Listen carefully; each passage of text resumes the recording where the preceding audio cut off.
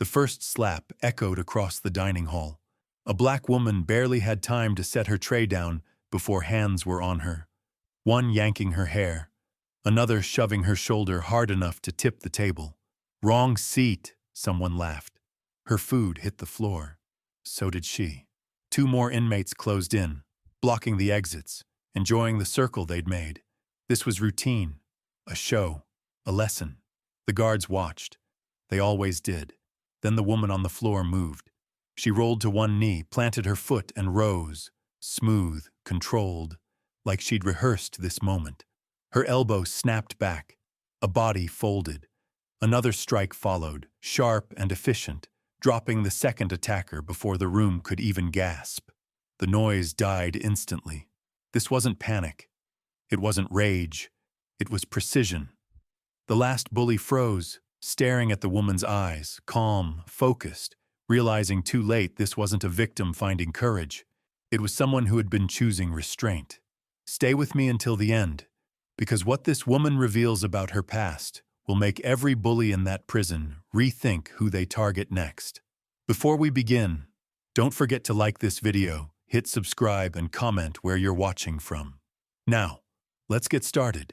Maya Johnson had been inside Riverside Correctional for 3 months. 3 months of keeping her head down, following the unwritten rules, avoiding the drama that seemed to follow certain inmates like shadows. She understood prison hierarchy better than most newcomers. She knew about territories, about respect, about the invisible lines that kept order in a place designed for chaos. But understanding the rules and accepting them were two different things entirely. The dining hall at Riverside was a carefully orchestrated dance of power. Each table belonged to someone. Each seat had meaning. The women who ran things sat closest to the serving line, backs to the wall, eyes on everything. Newcomers learned quickly where they could and couldn't go. Most learned through warnings. Some learned the hard way. Maya had chosen a table near the back corner, away from the main social clusters. She ate quickly, quietly, trying to blend into the background noise of clinking trays and muffled conversations. For 3 months, this strategy had worked perfectly. She finished her meals without incident, returned her tray, and disappeared back to her cell or work assignment. Today felt different from the moment she entered the hall. The usual chatter seemed forced, artificial. Eyes tracked her movement more carefully than normal. When she approached her regular table, she found it occupied by 3 women she'd seen before, but never interacted with. They weren't part of the main power structure, but they carried themselves with the confidence of people used to getting their way through intimidation. The leader was a woman named Carla Martinez, serving her second stint for armed robbery. She had the kind of presence that filled a room, broad shoulders and scarred knuckles that told stories without words. Her followers were smaller but eager, the type who attached themselves to strength, hoping some of it would rub off.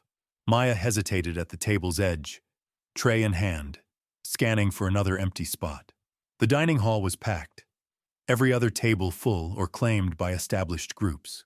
She glanced toward the guards stationed along the walls. They were engaged in their own quiet conversations, present but not really watching. "You looking for something?" Carla's voice cut through the ambient noise. Maya met her gaze steadily. "Just looking for a place to eat." "Well, you found one." Carla gestured to an empty chair directly across from her. "Sit." The invitation felt like a trap, but Maya had few options. She lowered her tray and took the offered seat, hyper-aware of how the conversations at nearby tables had quieted. This interaction was being watched, measured, filed away for future reference. "You're Johnson, right?" Carla continued, picking at her food without taking her eyes off Maya. "The quiet one. Been here what, 3 months now?" "Something like that." Funny thing about quiet people. Carla leaned back in her chair, arms crossed. "They make me nervous. Like they're watching, learning, planning something." Maya continued eating, keeping her movements calm and deliberate. "Just trying to do my time and get out. See, that's what they all say." One of Carla's companions, a thin woman with prison tattoos covering her forearms, joined the conversation. But nobody comes to Riverside for jaywalking. You got secrets, Johnson. We can tell. The third woman, barely out of her teens with hollow eyes and nervous energy, nodded eagerly. She thinks she's better than us. Look how she sits, how she eats, like she's at some fancy restaurant. Maya set down her fork, finally looking up from her tray. I don't think I'm better than anyone. No? Carla smiled, but there was no warmth in it. Then prove it. Tell us what you're in for. The question hung in the air like smoke. Around them, the dining hall continued its normal rhythm, but Maya felt the weight of attention from multiple tables. This wasn't casual curiosity.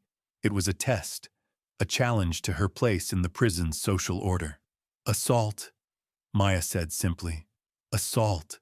Carla repeated the word like she was tasting it. That could mean anything. Bar fight? Domestic situation? Or maybe something more interesting? Maya picked up her fork again, taking another bite. Does it matter? Everything matters in here. The thin woman leaned forward, her voice dropping to a whisper. See, we've been asking around about you. Nobody knows your story. No family visits, no phone calls, no commissary money from outside. It's like you don't exist. Some people prefer privacy. Carla's laugh was harsh, drawing glances from nearby tables. Privacy? In prison? You really are new. She stood suddenly, her chair scraping against the concrete floor. Here's the thing about privacy, Johnson. It makes people curious. And when people get curious, they start digging. The other two women stood as well, forming a loose semicircle around Maya's side of the table. The movement was coordinated, practiced. They'd done this before. So, here's what's going to happen. Carla planted her hands on the table, leaning forward until her face was inches from Maya's. You're going to tell us exactly who you are and what you did to end up here, or we're going to have a problem. Maya finished chewing slowly, swallowed, and set her fork down with deliberate precision. When she looked up, her expression was completely neutral. And if I don't? The slap came without warning, Carla's open palm connecting with Maya's cheek in a sharp crack that silenced half the dining hall. Maya's head snapped to the side, but she didn't cry out, didn't fall from her chair, didn't react with the fear or anger Carla was expecting. Instead, Maya slowly turned her head back to face her attacker, touching her fingers to the red mark spreading across her cheek. Her eyes were calm, almost curious, like she was studying an interesting phenomenon. That was your first mistake, Maya said quietly. Before Carla could respond, hands grabbed Maya from behind. The thin woman had moved around the table, yanking Maya's hair while the younger one shoved her shoulder hard enough to tip both Maya and her chair backward. Maya's tray clattered to the floor, food scattering across the concrete as she landed hard on her back. The three women closed in, blocking the sight lines from most of the hall. This was theater now, a demonstration of power that would be talked about and remembered. Other inmates watched with the detached interest of people who'd seen this show before. Maya lay on the floor for a moment, seemingly stunned. Carla stood over her, satisfaction written across her face. See how easy that was? Carla called out, loud enough for nearby tables to hear. All that attitude, and she goes down like everyone else. But as the words left her mouth, Maya began to move. Maya's movement wasn't the desperate scrambling of someone trying to escape. It was fluid, calculated, like water finding its natural course. She rolled to her right, away from Carla's reaching hands, and planted her left foot firmly against the concrete. In one continuous motion, she pushed herself upward, her body uncoiling like a spring. The thin woman was still gripping Maya's hair when Maya's elbow drove backward with surgical precision. The impact caught her attacker just below the rib cage, in that soft spot where the diaphragm meets the stomach. The woman's grip released instantly as she doubled over, gasping for air that wouldn't come. Carla stepped forward, rage replacing her earlier confidence. You little... She never finished the sentence. Maya had already pivoted, her right hand forming a perfect knife edge that caught Carla across the throat. Not hard enough to crush her windpipe, but precise enough to temporarily paralyze her vocal cords and send her stumbling backward, clutching her neck. The youngest attacker hesitated, fear flickering in her hollow eyes. She'd signed up to help intimidate someone, not to fight a trained combatant. But momentum carried her forward, and she swung wildly with her fist. Maya sidestepped the clumsy punch, caught the girl's wrist, and redirected her energy into the nearest wall. The impact wasn't brutal, but it was definitive. The girl slid down the concrete, conscious but unwilling to continue. The entire sequence had taken less than 10 seconds.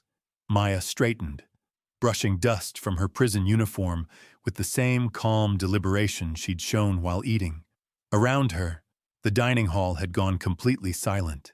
3 women lay groaning or gasping, and Maya stood in the center of it all looking like she'd just finished a light workout. Her eyes swept the room, cataloging faces, noting which inmates were impressed, which were frightened, and which were already calculating how this changed the prison's power structure. The guards along the walls had finally taken notice, hands moving toward their radios and batons. "Medical emergency in the dining hall?"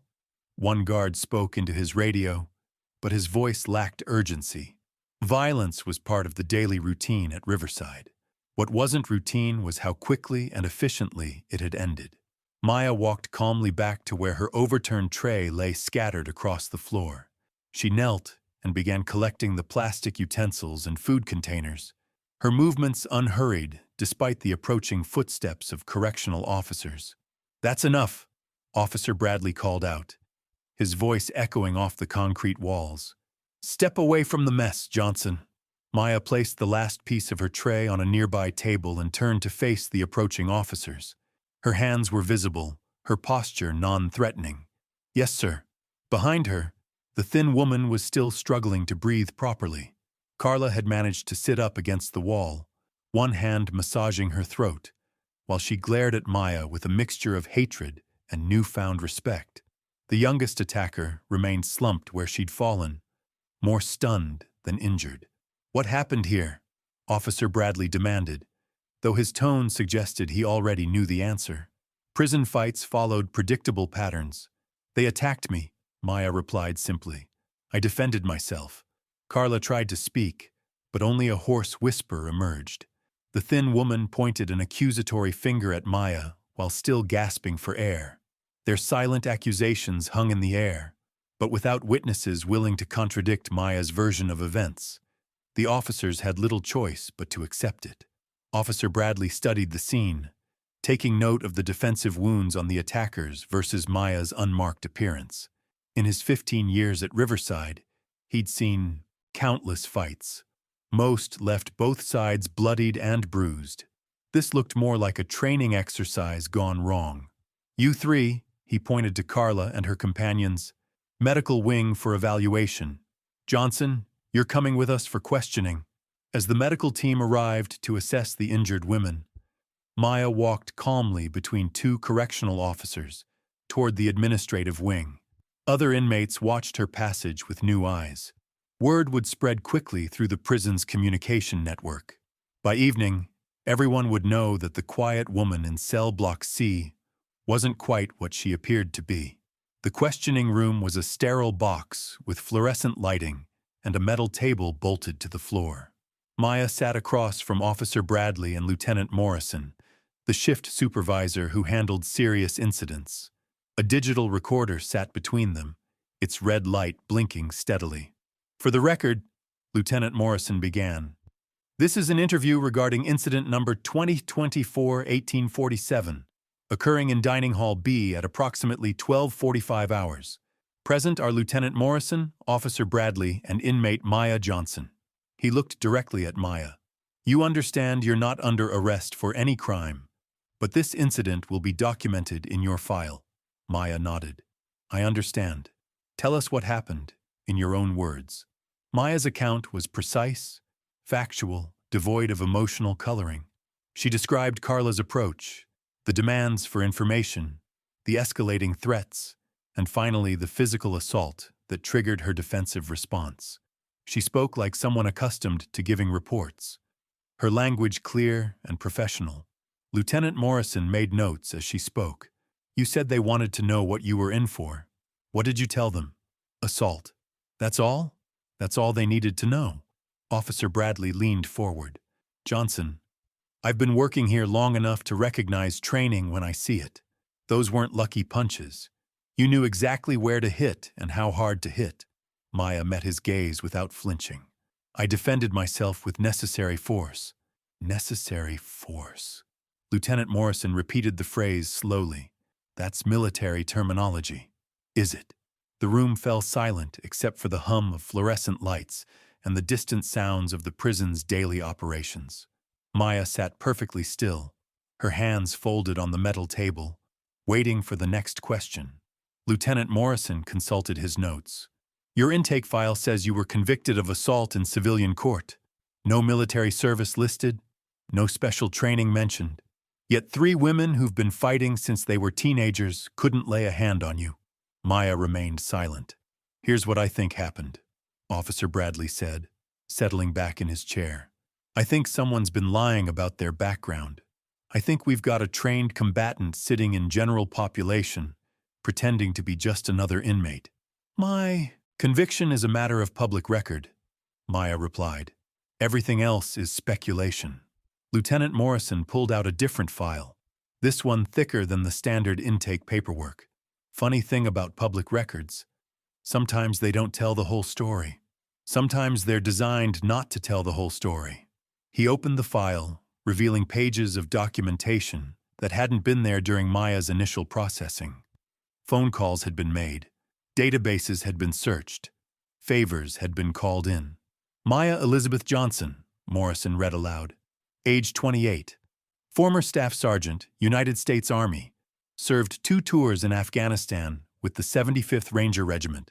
Specialized in close-quarters combat and high-value target extraction. Maya's expression didn't change, but something shifted in the air around her. The mask of the compliant prisoner slipped slightly, revealing glimpses of the soldier underneath. Honorably discharged 18 months ago, Morrison continued. Assault conviction stemmed from an altercation with 3 men outside a bar in Atlanta.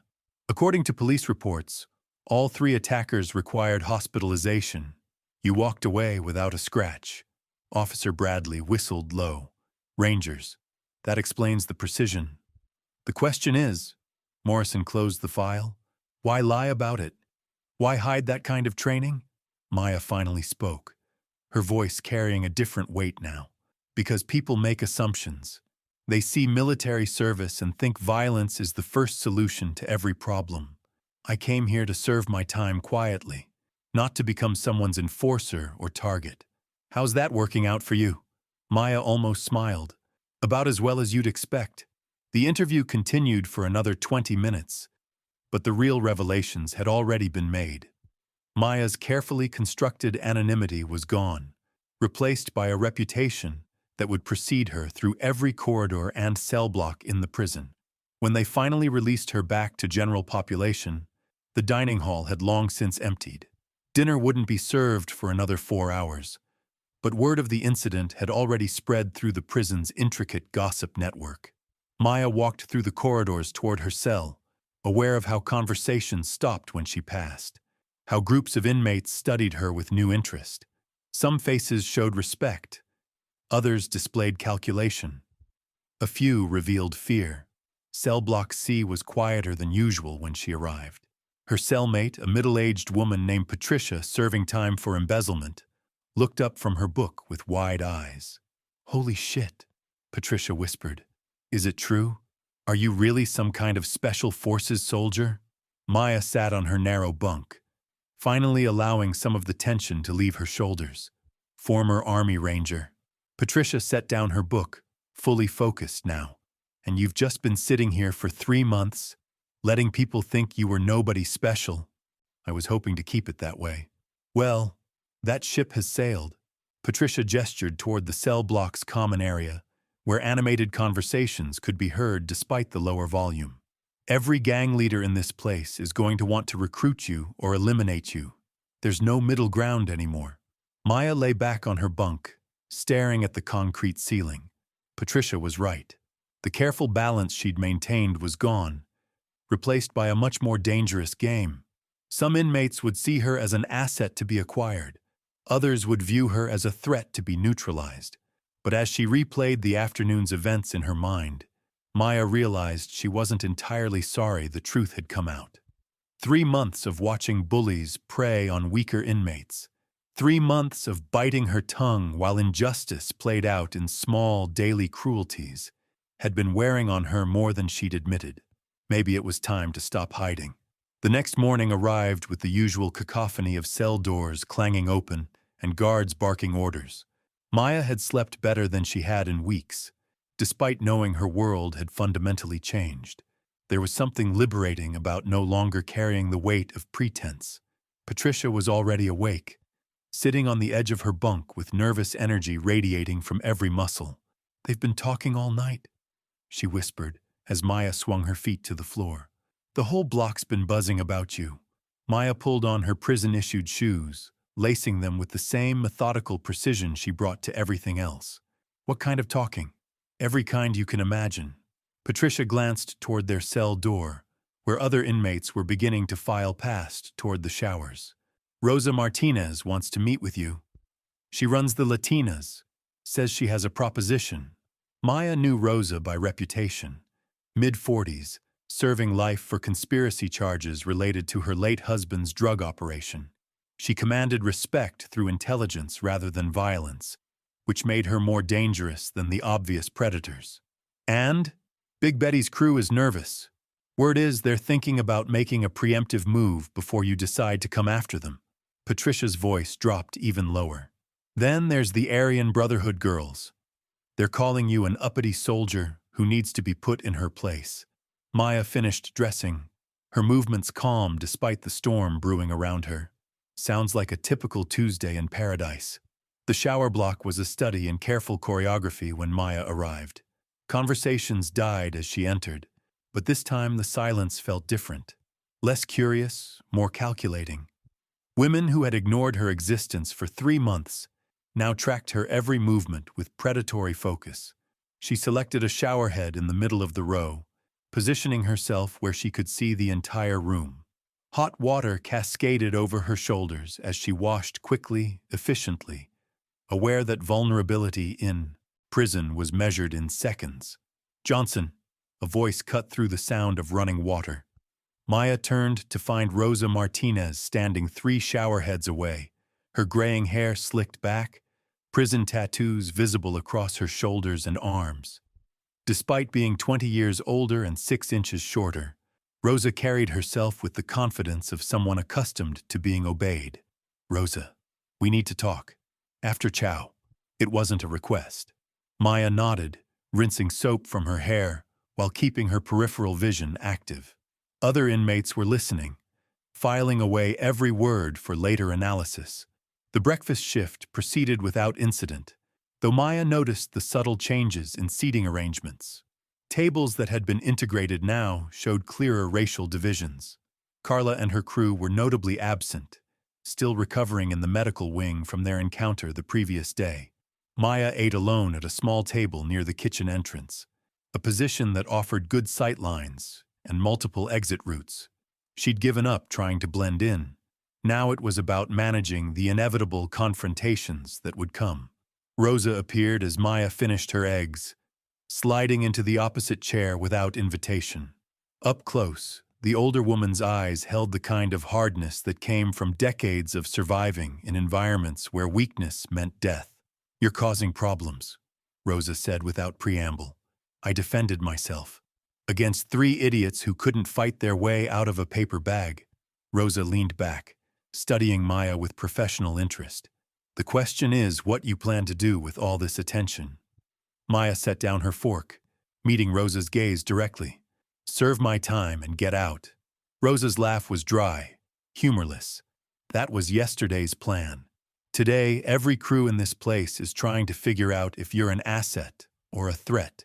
Neutrality isn't an option anymore. "I didn't ask to be anyone's asset." "Doesn't matter what you asked for. Matters what you are." Rosa glanced around the dining hall, noting which tables were paying attention to their conversation. You know what Rangers are famous for? Maya remained silent. Small unit tactics. Taking objectives that bigger forces can't touch. Rosa's voice carried the weight of someone who'd done her research.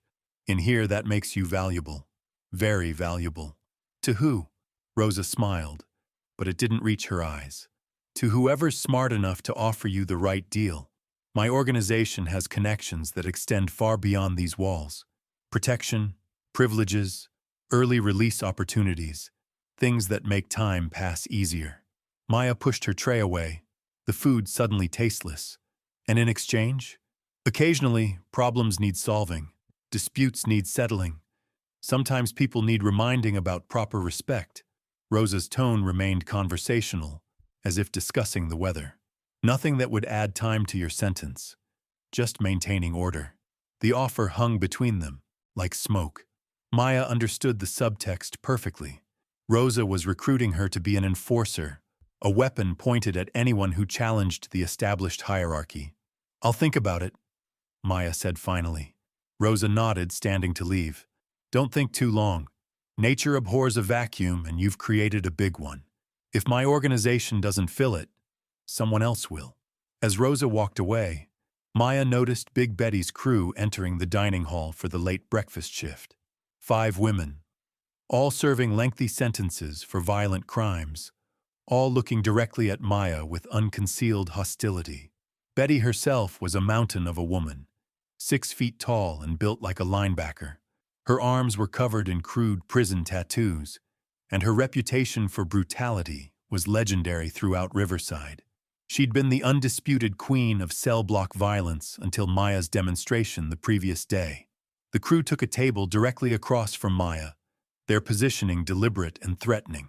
Betty sat facing her, those small eyes studying Maya like a predator evaluating prey. Maya finished her coffee, unhurried by the intimidation display. She understood pack dynamics better than most. Betty's crew needed to make a statement, to reassert their dominance before other inmates began questioning their authority. The confrontation would come. The only question was when and where. Maya stood, collected her tray, and walked toward the return window. Betty's crew tracked her movement, tension radiating from their table. Other inmates sensed the electricity in the air, conversations becoming more subdued as they waited for violence to erupt. But Maya simply returned her tray and walked calmly toward the exit, ignoring the disappointed murmurs from inmates hoping for another show. The morning work assignments took Maya to the prison laundry, a sweltering concrete bunker filled with industrial washing machines and the constant sound of rushing water. She'd requested this detail specifically because it offered relative isolation from the general population drama. For 2 hours, she sorted clothing and loaded machines, letting the repetitive work clear her mind. The laundry supervisor, a burned-out guard named Phillips, barely acknowledged her presence as long as the work got done. Maya was transferring wet uniforms to the dryers when she sensed someone behind her. She turned to find Angela Rivers, a slight woman in her 30s serving time for check fraud. Angela had always been polite but distant, one of those inmates who survived by making themselves invisible. Maya, Angela's voice was barely audible over the machine noise. I wanted to thank you. Maya continued loading the dryer. For what? Yesterday. What you did to Carla and her crew. Angela stepped closer, glancing around to ensure they weren't overheard. They've been targeting women like me for months. Weak ones. Taking our commissary money, our personal items. The guards don't care. Maya closed the dryer door, studying Angela's face. You don't look weak to me. Angela's laugh was bitter. Tell that to everyone else. I'm small, quiet, serving time for a non-violent crime. Perfect victim material. She paused, gathering courage. But after yesterday, they're scared. All the bullies are scared. You showed them what happens when they pick the wrong target. Maya understood. Her actions hadn't just been about self-defense. They'd shifted the entire prison's power dynamic, created space for people like Angela to breathe. Just be careful, Maya said quietly. Things are going to get worse before they get better. Angela nodded, then hurried back to her own workstation. Maya watched her go, remembering why she'd joined the army in the first place. Not for glory or adventure, but to protect people who couldn't protect themselves. The realization crystallized something that had been building in her mind since the previous day. She wasn't just serving time at Riverside. She was surrounded by a system that allowed predators to flourish while victims suffered in silence. Maybe Rosa was right. Maybe neutrality wasn't an option. But maybe there was a third path between becoming someone's enforcer and hiding in the shadows. The lunch shift brought new complications. Maya entered the dining hall to find the seating arrangement had changed dramatically overnight. What had been loose social groupings had hardened into clearly defined territories, with buffer zones between different factions. Rosa's crew occupied the prime real estate near the serving line.